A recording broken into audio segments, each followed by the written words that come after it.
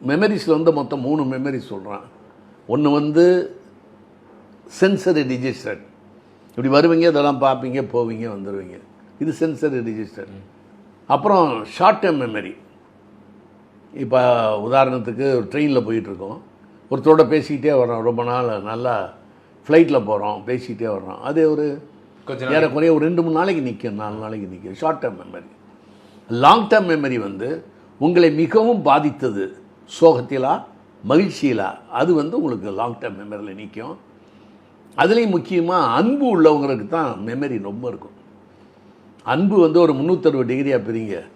மனிதர்கள்ட்ட அன்பு, சொந்தக்காரங்கள்ட்ட அன்பு, மொழி மேல் பிரியம், மதத்தின் மேல் பிரியம், நாட்டின் மேல் பிரியம், இந்த மாதிரி வந்து ஒரு நிறைய நண்பர்கள் மேல் பிரியம், இல்லை மது பிரியம், இல்லை சிகரெட்டு பிரியம்.